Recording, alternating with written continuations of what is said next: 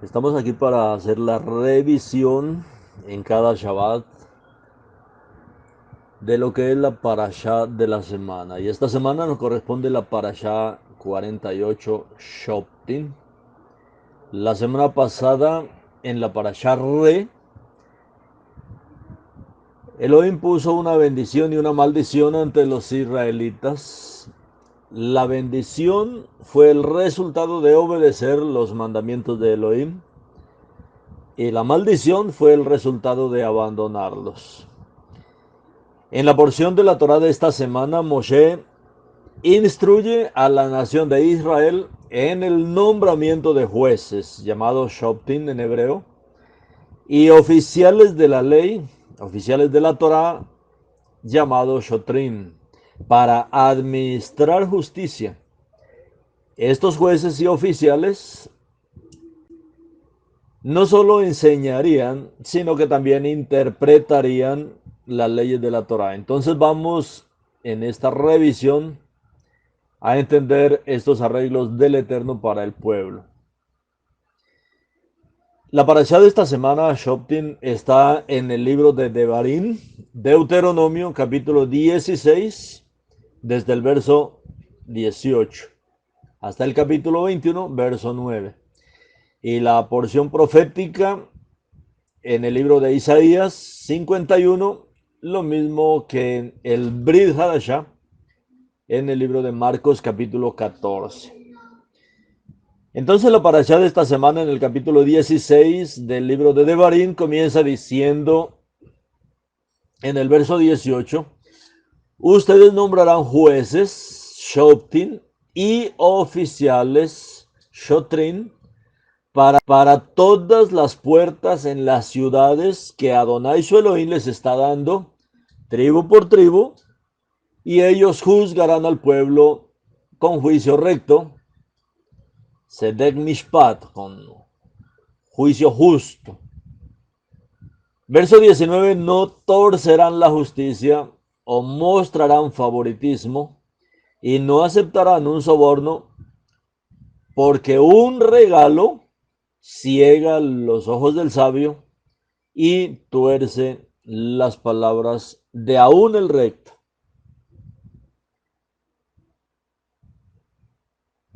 ¿Cuál es la diferencia entonces entre un juez y un oficial? Porque esta semana hace énfasis el Eterno entre lo que es un shoptin, un juez, y lo que es un shotrin, entre un juez y un oficial. Se refiere a alguien certificado para emitir juicios de acuerdo con las leyes de la Torá. El juez es el que emite los juicios, el que dictamina los juicios de acuerdo con las leyes de la Torá. Mientras que el oficial es el que hace cumplir estos juicios legales, incluso por la fuerza si es necesario. Entonces, mientras que el juez dictamina, emite estos juicios, el oficial es el que hace cumplir todos estos juicios legales. El profeta hebreo Isaías prometió que llegarían los días en que los jueces serían restaurados como en los días de antaño. Y es por eso que también en la Amida clamamos por esto al Eterno. Restablece los jueces como al principio. En Isaías 1:26 leemos así: estableceré tus jueces, Shoptin, otra vez, como antes, y tus consejeros como al principio. Después de eso, tú serás llamada la ciudad de rectitud, la fiel ciudad, madre de Sión. Estableceré tus jueces como al principio. Aquí el Eterno a través del profeta Isaías promete que restaurará los jueces como en los días antiguos. Aunque Isaías, si nosotros notamos bien, menciona a los jueces, Los oficiales no aparecen en esta profecía, sino más bien aparece la palabra consejeros. ¿Por qué los consejeros reemplazan el papel de los oficiales? En los días de la redención, cuando el Mashiach regrese para gobernar, para reinar con justicia, no habrá necesidad de ejecutores de la Torá. Estos ejecutores de la Torá, recuerde que son los oficiales. Y esta profecía de Daniel está hablando justamente de los tiempos del reino del Mashiach. Restableceré tus jueces como al principio, como antes, y tus consejeros, que son los que reemplazan a los oficiales, como al principio. Después de eso, tú serás llamada la ciudad de rectitud, la fiel ciudad madre de Sion. Esto ocurrirá para el reino mesiánico. En la era mesiánica, como vemos aquí, ¿por qué los consejeros reemplazan el papel de los oficiales? En los días de la redención, cuando el Mashiach regrese para gobernar y para reinar con justicia, no habrá necesidad de ejecutores de la Torá. O sea, ya los que le estén diciendo a usted, cúmplala, hágala, haga esto, no haga esto. En la era mesiánica, todos tendremos un deseo muy profundo de seguir y obedecer a Hadon Yeshua. Será algo que nace en el corazón y que solo se necesitarán consejeros para explicar y aclarar, pero no para hacer cumplir las decisiones de los jueces. Incluso hoy, antes del gran día de Adonai, que está por venir, los que están verdaderamente en el Mashiach, los que han nacido de nuevo, esos que han experimentado esa relación profunda con el Mashiach, aún hoy en día ellos no necesitan coerción, o sea, ellos no necesitan que se les esté empujando a cumplir la Torah o para guardar los mandamientos y los juicios de Elohim.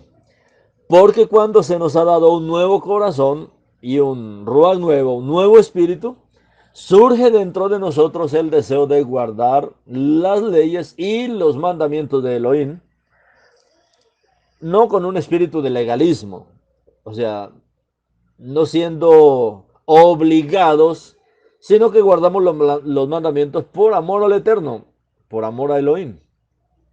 En el libro de Ezequiel, el profeta Ezequiel en el capítulo 36, verso 27, habla de esta promesa donde dice, yo pondré mi ruach dentro de ti y causaré que vivas por mi Torah, que camines en mis ordenanzas y guardes mis juicios y los hagas y los obedezcas. Entonces, para aquellos que creen en Yeshua, porque hoy hay mucho creyente en el Mesías, especialmente muchos de los que todavía permanecen en el cristianismo, pero que no observan los mandamientos de la Torá. La pregunta que nosotros debemos hacernos es, ¿y por qué no? ¿Y por qué no guardar los mandamientos de la Torá?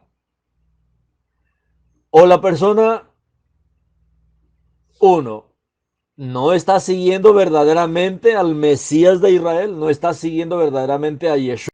¿Ha sido engañado por algún falso Mesías? O puede ser que nunca recibió el Ruach, puede ser que nunca fue lleno del Ruach del Eterno. Y tal vez ha recibido y aceptado una enseñanza falsa de gracia, que enfatiza erróneamente la libertad de la culpa sobre la libertad del pecado.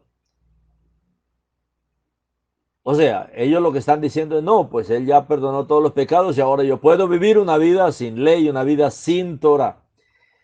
Ciertamente Yeshua no pagó el precio máximo para liberarnos de la esclavitud del pecado, para que sigamos pecando sin culpa. O sea, como si nuestros pecados no fueran graves.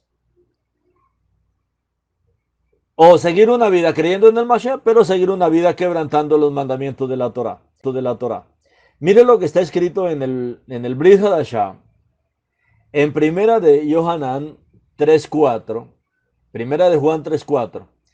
Todo aquel que practica el pecado está violando la Torah.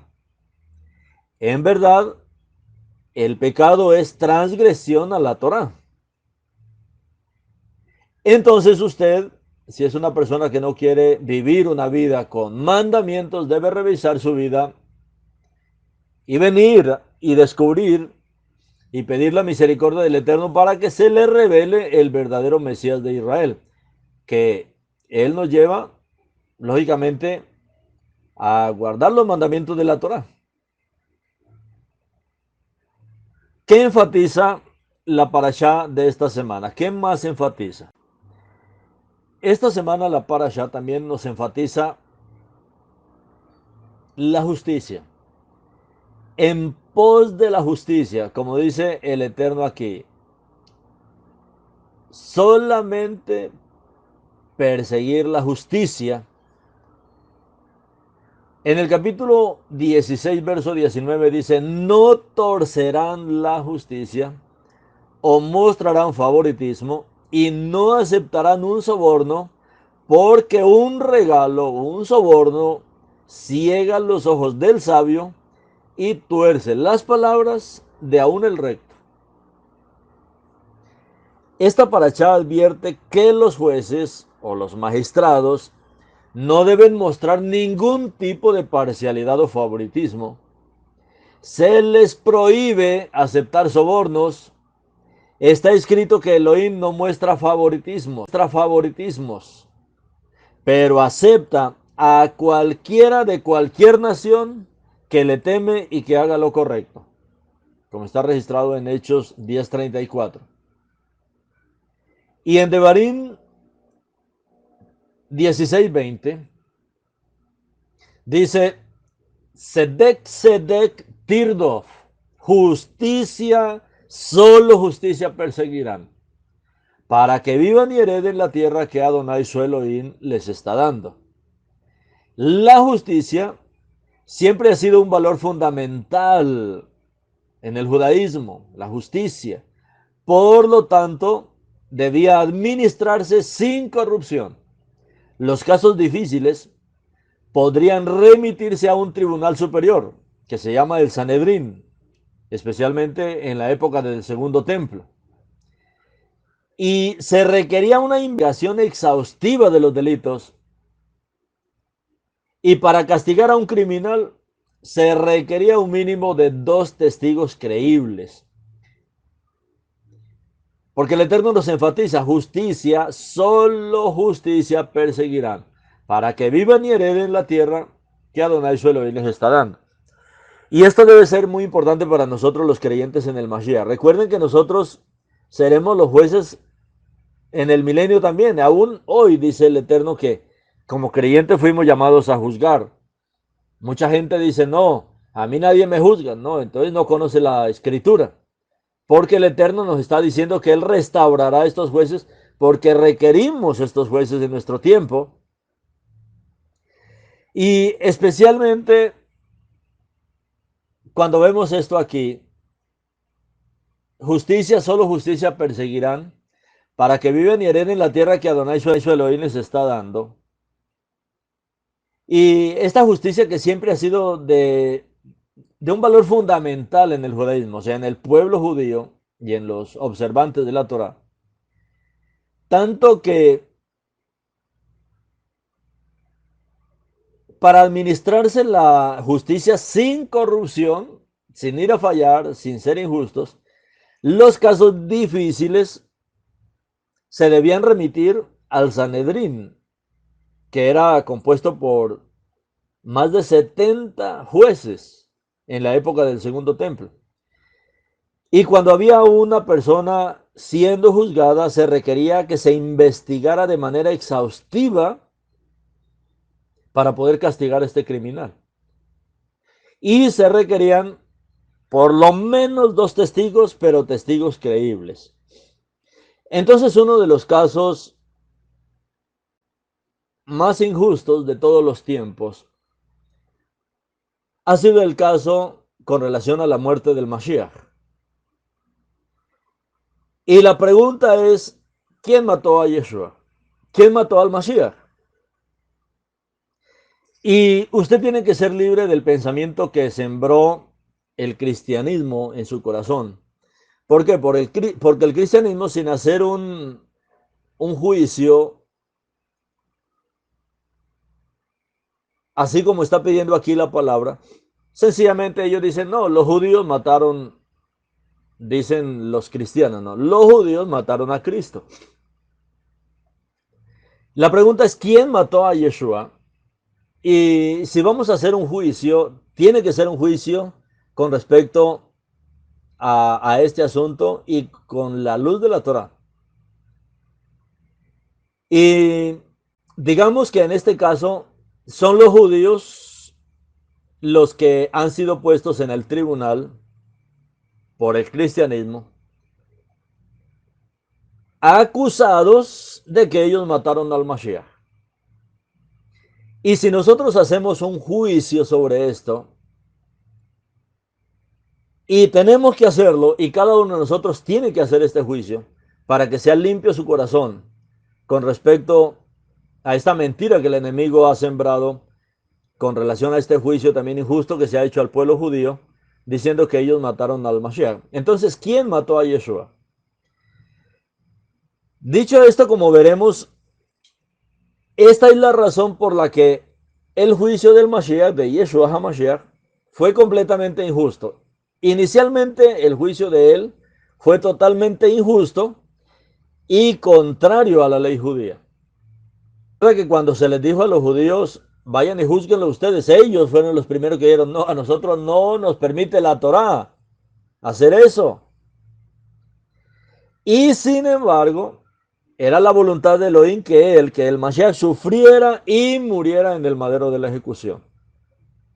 Pero a medida que nosotros venimos a este caminar de la restauración del reinado a Israel, la restauración del rey para Israel, de Yeshua como el rey de Israel, restaurarlo a él como el rey, surge la pregunta, ¿quién mató a Yeshua HaMashiach?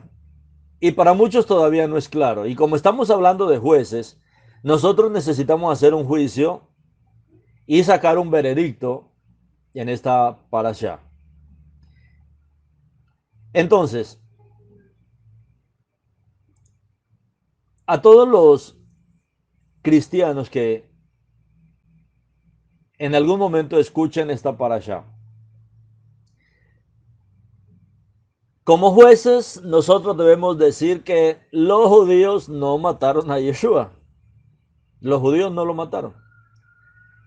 Por lo general, el cristianismo siempre ha culpado a los judíos con acusaciones gravísimas como asesinos de Cristo, como deicidas, como asesinos de Dios.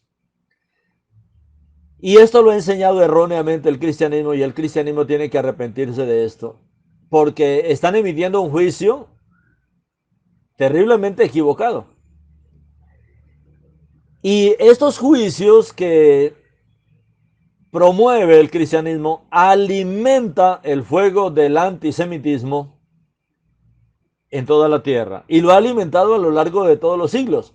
¿Por qué? Porque cuando una persona que no conoce nada de Torah, nada de Biblia, escucha una acusación de esta, que fueron los judíos que mataron al Mesías, pues se llenan de odio contra los judíos. Una porque en las naciones sí se ama al Mesías, pero que haya un culpable de esto, pues eso hace que se alimente ese fuego del antisemitismo. Disfrazado de muchas maneras en este tiempo, de antisionismo y de una cantidad de cosas con relación al pueblo, y se va perdiendo el amor por la restauración del pueblo de Israel, que es lo que está en el corazón del Eterno.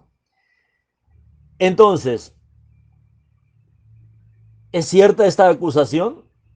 Porque estamos hablando de jueces. Y lo estamos haciendo nosotros como creyentes en el Mashiach. Nosotros como creyentes en Yeshua. Haciendo un juicio para traer luz. Entonces, esta acusación de que los judíos mataron a Yeshua es mentira. O sea, esta es una gran mentira que el enemigo ha inventado. ¿Por qué? ¿Cómo lo podemos hacer? Pues mirando al registro del juicio de Yeshua. Vamos a ver cómo fue juzgado él para poder liberar a los judíos de esta acusación tan terrible que ha hecho inicialmente Roma, luego Martín Lutero y hoy el cristianismo que no conoce de Torah, pues sigue con la misma acusación.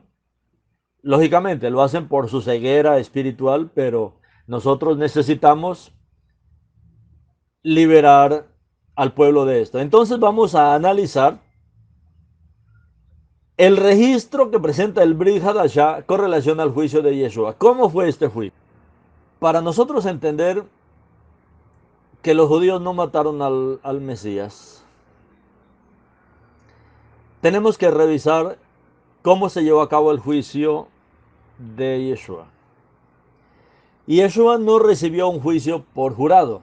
O sea, no hubo un Sanedrín, no hubo un jurado para este juicio. En la ley judía,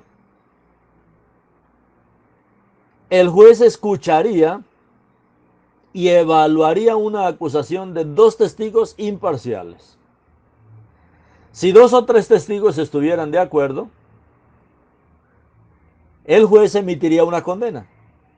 Pero en el caso de Yeshua, los testigos en su contra presentaron un falso testimonio. Miremos cómo lo registra Marcos 14, 55 y 56.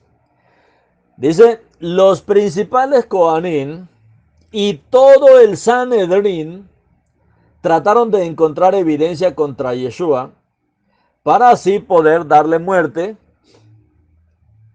pero no pudieron encontrar ninguna. Entonces, los Coanín y el Sanedrín no encontraron. Porque mucha gente, dice el verso 56, mucha gente dio falso testimonio contra él. Pero sus testimonios no coincidían entre sí. Entonces, muchas mentiras y todas se contradecían.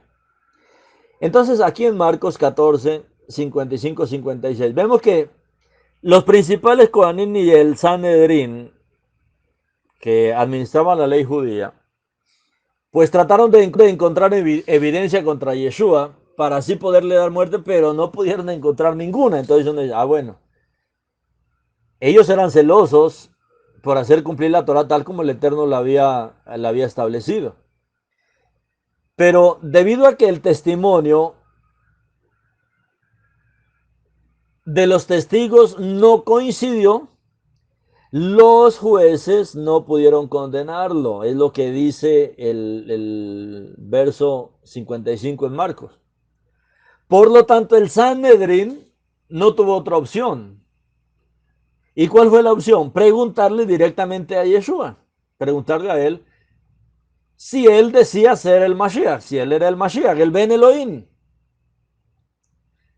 Cuando le preguntaron los del Sanedrín a él confesó, posicionándose así, él, Yeshua, directamente como el culpable de blasfemia que conlleva a la pena de muerte.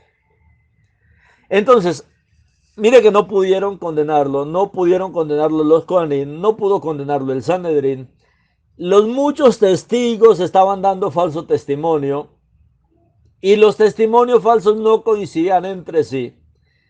De tal manera que los Kohanim y el Sanedrín no pudieron condenarlo. Entonces ellos recurren ahora toman otra actitud y van directamente a Yeshua y le preguntan ahora a él si decía ser el Mashiach, el Ben Elohim. Y Yeshua mismo fue el que confesó. Y él sabía el peligro de la confesión que le estaban preguntando, porque la confesión era si él decía ser el Mashiach, el Ben Elohim. Recuerden que la palabra Ben, también Ben y Bar en arameo, Ben en hebreo, también significa en contenedor. O sea, ¿eres tú el Mashiach, el contenedor de Elohim?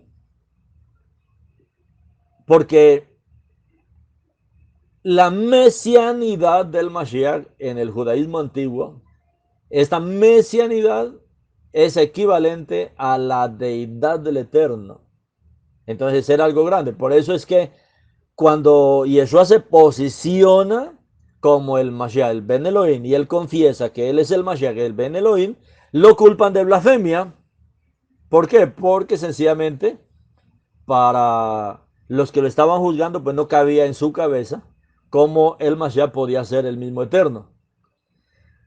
Entonces, Yeshua mismo es el que se declara culpable y por algo que le estaba diciendo que no era mentira. Él estaba diciendo la verdad, que él es el Mashiach, el Ben Elohim, pero esto es lo que lo lleva a la muerte, a que sea condenado a la pena de muerte.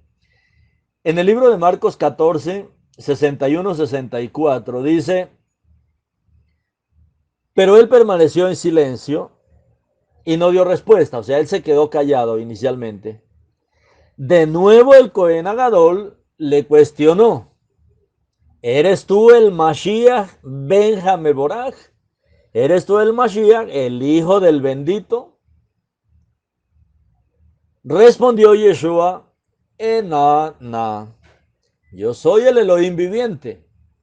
Además, ustedes verán al Ben Adán establecido como la diestra del Hageburá, la diestra del poder, y viniendo en las nubes del cielo.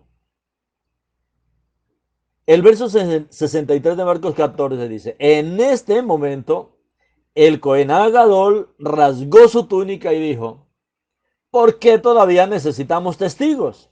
Ustedes le oyeron blasfemar. ¿Cuál es su decisión?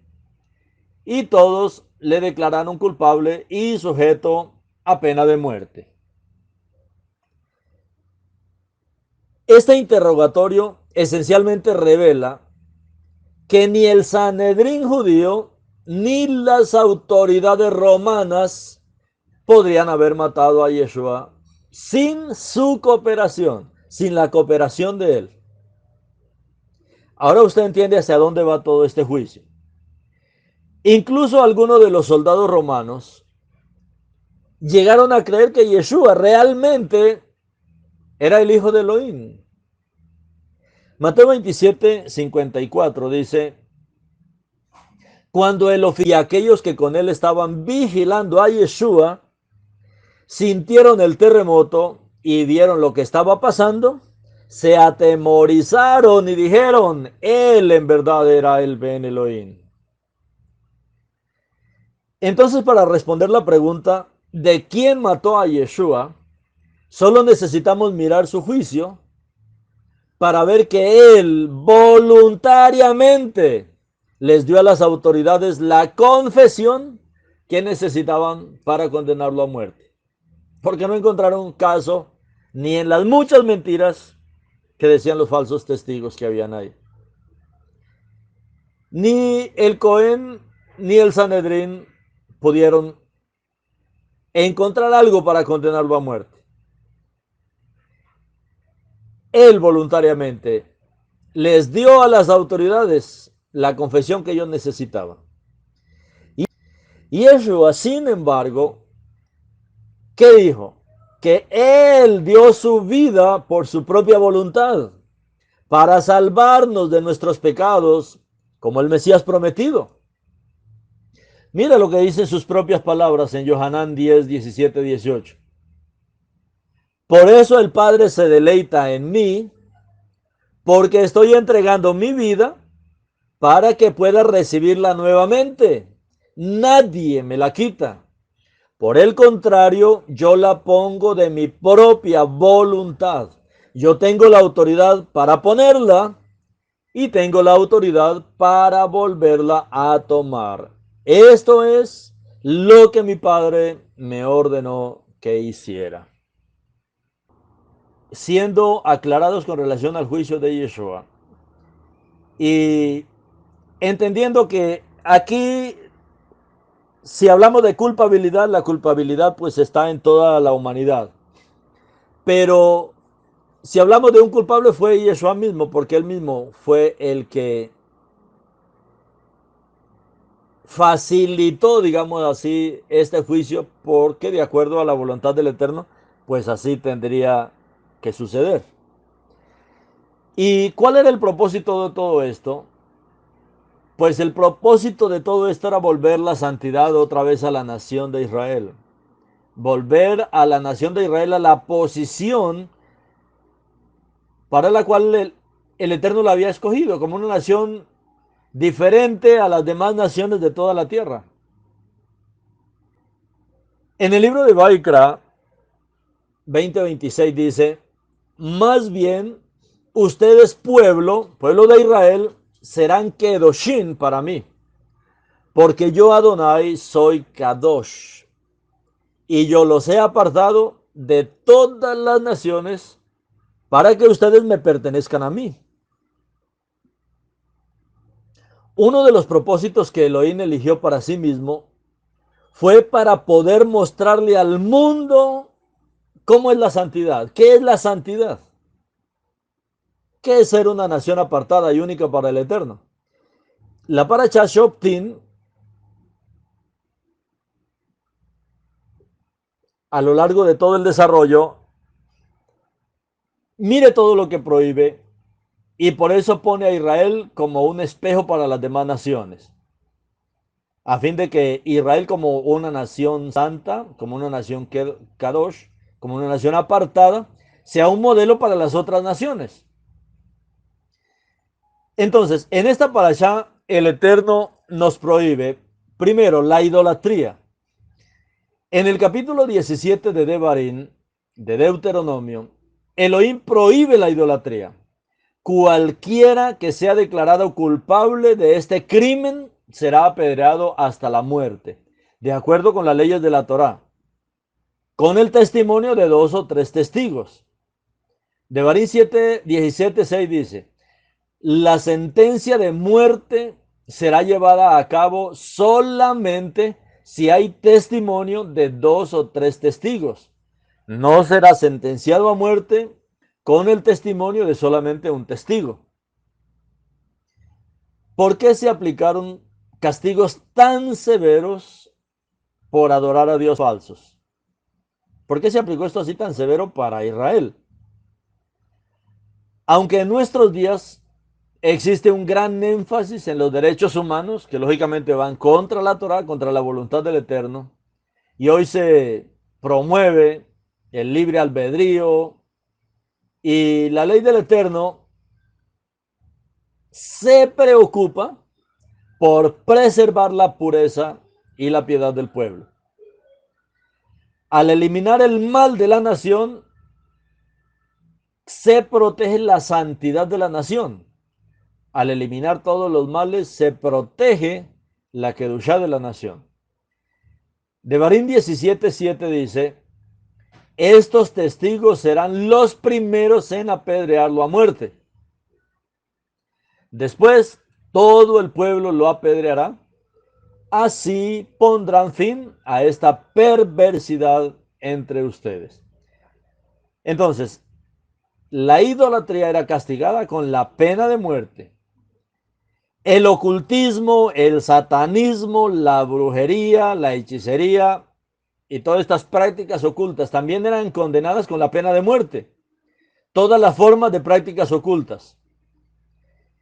Estas cosas incluían muchas prácticas espirituales satánicas que son muy comunes hoy en día y en su mayor parte ampliamente aceptadas por muchos, como son la hechicería, la adivinación, los horóscopos, la brujería, la astrología, escuchar a psíquicos, mediums, aquellos que actúan como un canal para los espíritus de los muertos, estos espíritus que son llamados Shaidim, demonios.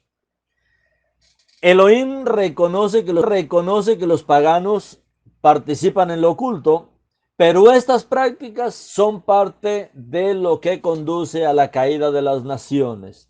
Esto es lo que está trayendo la maldición a las naciones y están prohibidas para el pueblo de Elohim, están prohibidas para los miembros del pueblo de Elohim. Recibir la guía de la propia carta astrológica, leer las palmas de las manos o las hojas de té, asistir a sesiones espíritas o incluso usar tablas de Ouija no está permitidos para el pueblo de Elohim. Sin embargo, hoy en día muchos, ya sea por ignorancia o desafiando la ley de Elohim, leen libros sobre magos y se interesan por el ocultismo, y aún la misma televisión está plagada de toda esta brujería. Ojo, porque este sendero espiritual, esto es muy peligroso. Peligroso para su vida espiritual, para su futuro espiritual, para su eternidad. Devarim 18:14 dice, porque estas naciones que ustedes están al desposeer, escuchan a los agoreros y adivinos, pero a ustedes Adonai su Elohim no les permite hacer esto. También se nos prohíbe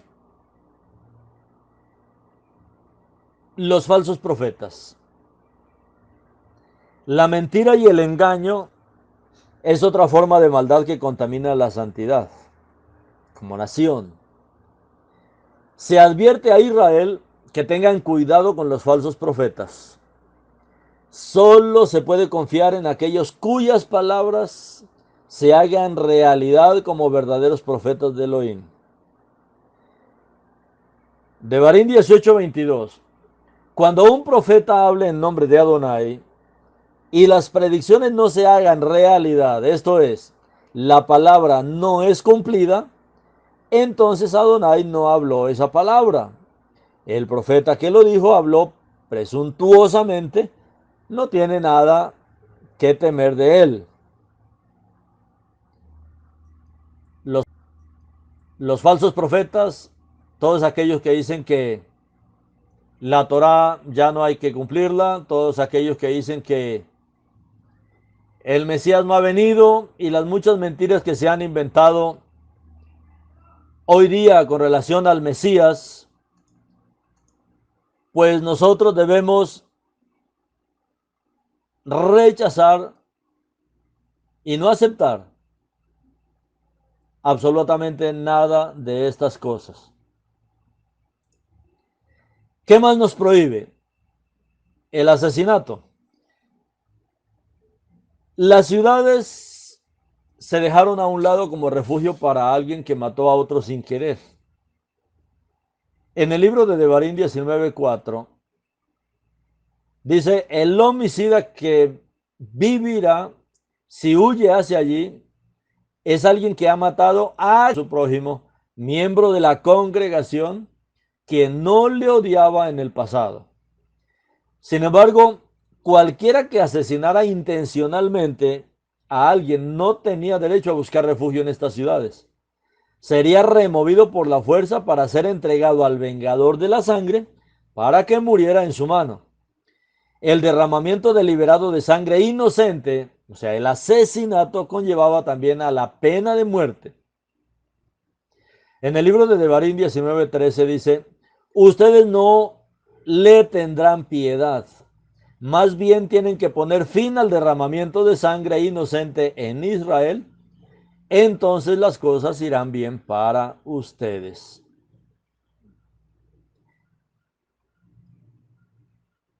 En esta parashá vemos también cómo debía ser la elección de un rey Kadosh para Israel. Devarim 17:14 dice, cuando hayan entrado en la tierra que Adonai su Elohim les está dando, hayan tomado posesión de ella y estén viviendo allí, ustedes pueden decir, yo quiero tener un rey sobre mí como todas las otras naciones alrededor de mí.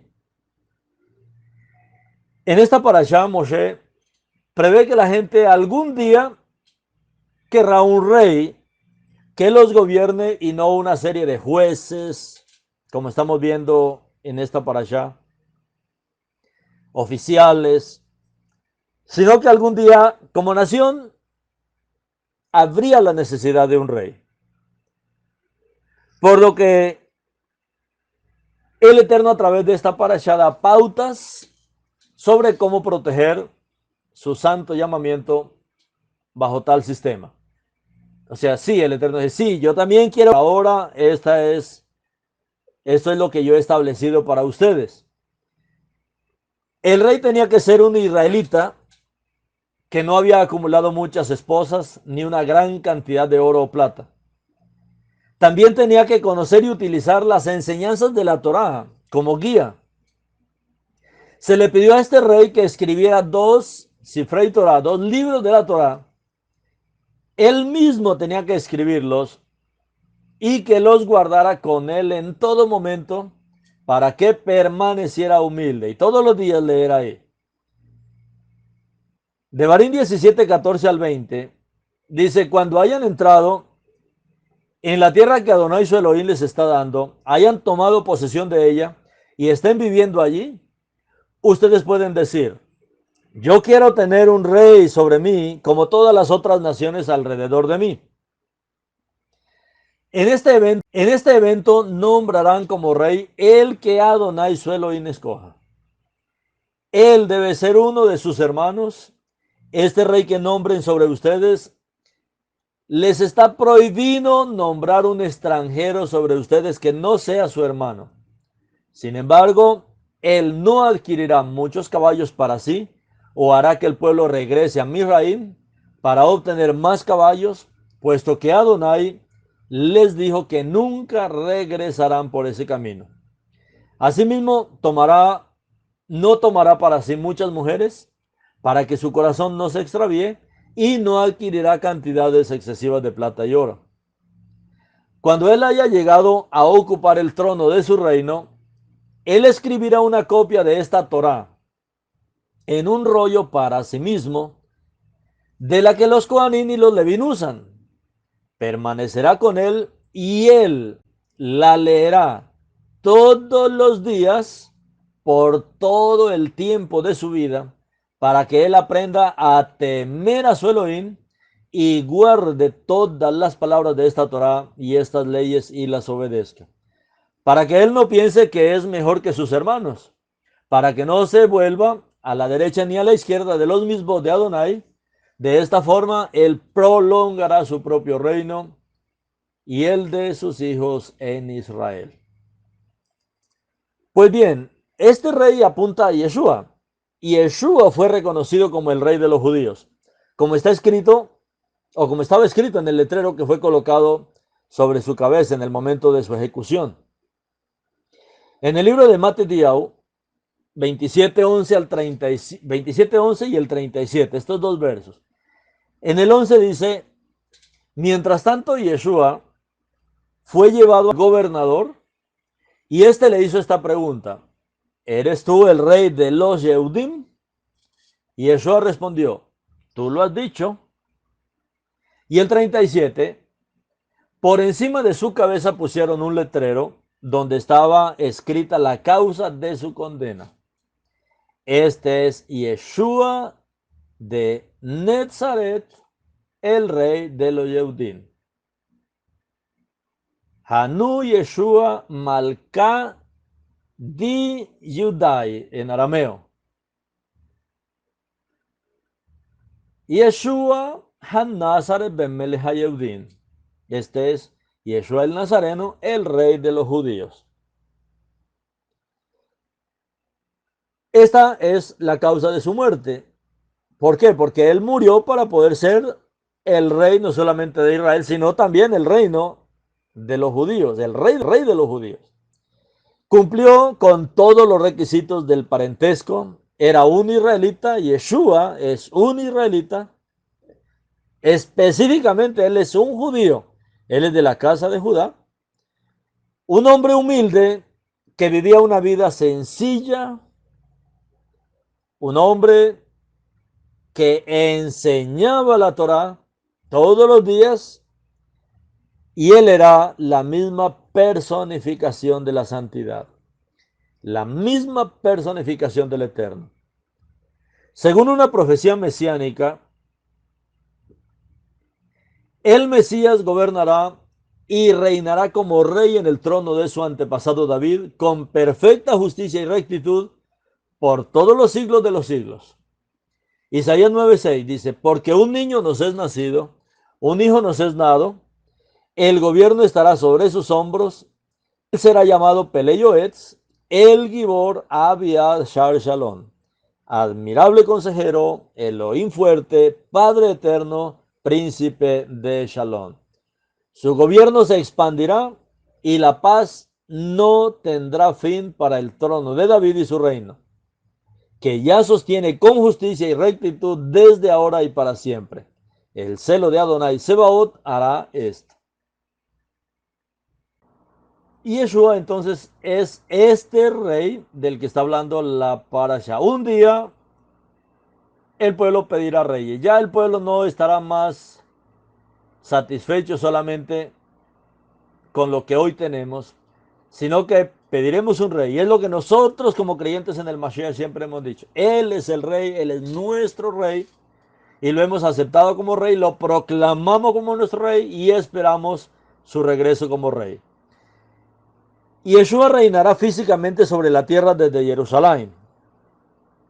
Cuando Él regrese, Él establecerá su trono en Jerusalén. Por eso dice Jeremías que Jerusalén será conocida de esa manera, ¿no? Como la ciudad del trono de Elohim. Su reino está establecido ahora en los corazones de aquellos que somos sus creyentes. Ya ese reino está en nosotros y Él está reinando en cada uno de nosotros.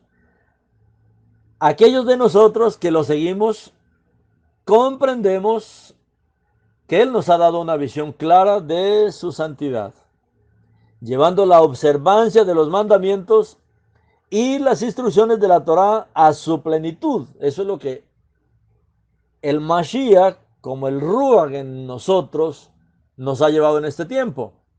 A observar los mandamientos de la Torá. Eso ha hecho que el Eterno nos bendiga de manera sobremanera. Obedecer los mandamientos de la Torá, las instrucciones de la Torá, las fiestas que se revelan en la Torá, vivir a plenitud de la palabra con la ayuda del Ruach del Mashiach, que Él prometió poner en nuestros corazones, y vivir todo esto en plenitud, con alegría, con satisfacción, debido a que Él da a conocer la plenitud de la ley en la Torá. Cada uno de nosotros debería vivir en justicia.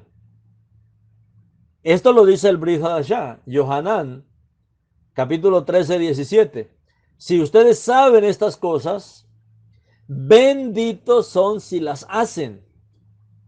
Si ustedes saben estas cosas, si ustedes entienden la Torah, si saben estas cosas, benditos son si las hacen.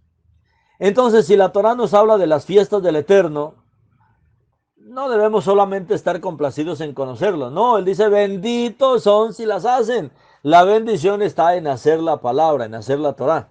Cada mandamiento, si ustedes saben estas cosas, benditos son si las hacen. De esta manera, entonces, nosotros necesitamos confiar en Elohim para nuestra victoria. En esta parashá, Elohim le da al pueblo leyes para hacer la guerra y mantener la pureza en el campamento. Todos sabemos que Él es Adonai Elohim Sebaot. Él es el Elohim de los ejércitos. Él es el guerrero, el gran guerrero.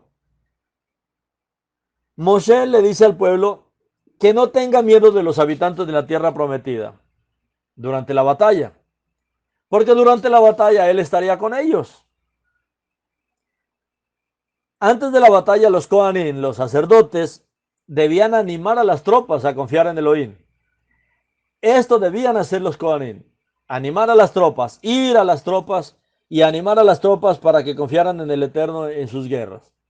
Devarim 22:4 dice, cuando estén ahí al ir a la batalla, el Cohen vendrá delante del pueblo. Él debe decirles, Shema Israel, escucha Israel, ustedes están al ir a la batalla contra sus enemigos. Que el corazón de ustedes no desmaye y no tengan temor. No estén alarmados ni asustados por ellos. Porque Adonai su Elohim va con ustedes para pelear de su parte contra sus enemigos y para darles la victoria. Hoy como creyentes en el Mashiach, que sabemos su autoridad, que conocemos su autoridad, todos los creyentes en el Mashiach, tanto los que están ya viviendo en Eretz Israel como los que estamos en los diferentes países de la diáspora aún, debemos alentar, y en esta parasha es para alentar a todos los hombres y mujeres jóvenes de las fuerzas de defensa de Israel.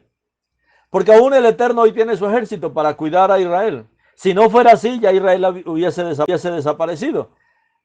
Todos sabemos que estas guerras no es porque tenemos una gran fuerza de defensa, no es porque el capitán de estas fuerzas es el mismo Eterno. Entonces alentamos a todos los hombres y mujeres, a todos nuestros jovencitos de las fuerzas de defensa de Israel, a que no teman a los terroristas palestinos, que no teman a los vastos ejércitos islámicos, que no teman a las multitudes de enemigos de sus alrededores. Porque está esta palabra de Devarim aún vigente.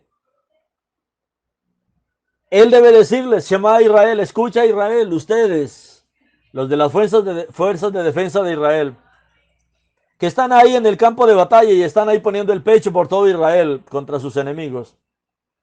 Mis amados hermanos, que en el nombre de Yeshua el corazón de ustedes no desmaye y no tengan temor. Yeshua, que ellos sepan que tú eres el capitán de estos ejércitos. Que no estén alarmados y que no estén asustados por ellos. Porque Adonai su Elohim, el Mashiach, va con ustedes para pelear de su parte contra sus enemigos y para darles la victoria. Porque al igual que en la antigüedad, estos valientes soldados israelíes no entran a la batalla solos, sino con Elohim de su lado, para darles la victoria contra sus enemigos. También podemos estar seguros de que no importa la batalla que enfrentemos en las naciones, las batallas que se están enfrentando, la guerra que se está enfrentando en este tiempo, no importa, Elohim está con nosotros y hará que caminemos triunfantes en el Mashiach Yeshua. Eso sí, en el Mashiach Yeshua, porque Él es el que nos puede dar la victoria, aún delante del mismo Hasatán. Que Yeshua te reprenda, Hasatán. Delante de las supuestas élites globales, esto está por terminar. Todas estas élites también serán muertos por la espada de la boca del Mashiach en su regreso. Según de Corintios 2:14, dice la palabra del Eterno, pero agradecimientos sean dados a Adonai, que en el Mashiach constantemente nos guía en una procesión triunfante y por medio de nosotros esparce en todos los sitios la fragancia de lo que significa conocerle. Que nuestro eterno Adón Yeshua, victoria, como dice la palabra, en todas estas cosas somos más que vencedores. La victoria en el Mashiach es nuestra y por eso nosotros necesitamos caminar confiados en Él, confiados en su nombre y confiados en su maravillosa obra. Shabbat Shalom, mis amados. Am Israel Hay. Beshen Adonai Yeshua.